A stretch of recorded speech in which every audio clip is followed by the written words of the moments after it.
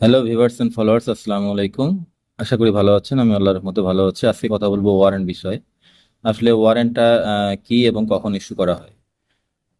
ওয়ারেন্টটা warrant বলতে আসামির প্রতি গ্রেপ্তারি পরোয়ানা, WA বলা হয় সংক্ষেপে। এর পূর্ণাঙ্গ রূপ হচ্ছে অ্যাকিউজড ওয়ারেন্ট।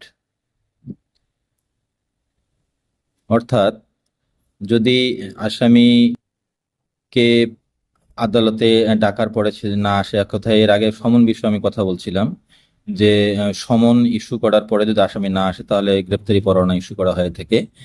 তো এখন কথা হচ্ছে যে সমন পেয়ে যদি কোনো আসামি আদালতে উপস্থিত না হয় তখন তার বিরুদ্ধে WA অর্থাৎ গ্রেপ্তারি পরোয়ানা ইস্যু করা হয়ে থাকে।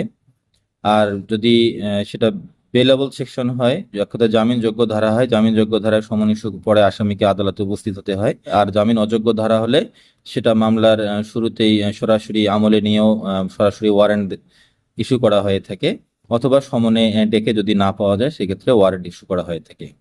এখন কথা হচ্ছে যে সিআর এবং জিআর উভয় মামলার ক্ষেত্রেই ওয়ারেন্ট ইস্যু করা হয়ে থাকে। সিআর মামলায় প্রথমে সমন দেয়া হয়ে থাকে, সমনে না আসলে ওয়ারেন্ট ইস্যু করা হয়ে থাকে।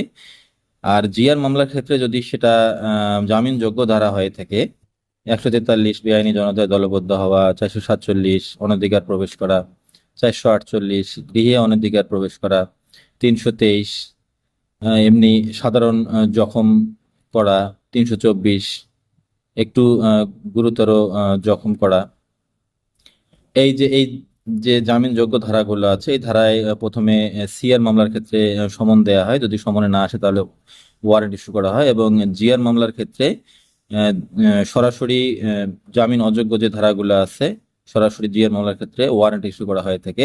আর সিআর মামলার ক্ষেত্রে জামিন অযোগ্য ধারার ক্ষেত্রে প্রথমে সমন, পরে ওয়ারেন্ট ইস্যু করা হয়ে থাকে। আসলে সিআর মামলায় আসামিকে একটু দেয়া হয়ে থাকে, একটু আসামিকে আসার সুযোগ দেওয়া হয়ে থাকে আদালতে। আর জিআর মামলার ক্ষেত্রে যদি সেটা নন বেলেবল সেকশন হয় অর্থাৎ জামিন অযোগ্য ধারা হয় সেক্ষেত্রে সরাসরি ওয়ারেন্ট দেওয়া হয়ে থাকে। এবং জিআর মামলার ক্ষেত্রে যদি নন বেলেবল সেকশন হয়ে থাকে জামিন অযোগ্য ধারা, সেক্ষেত্রে আদালতের পারমিশন ছাড়া পুলিশ সরাসরি আসামিকে গ্রেপ্তার করতে পারে। এবং জিআর মামলা বলতে থানায় যে মামলা হয়ে থাকে আমি সেই মামলার কথাই বলছি।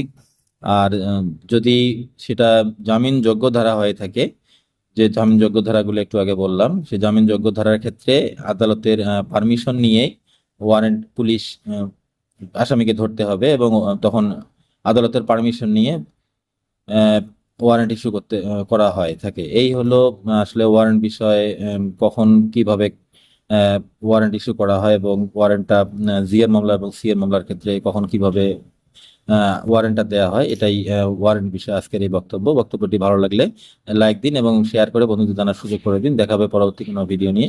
সে বন্ধু সুস্থ থাকুন, সুন্দর থাকুন। আল্লাহ হাফেজ।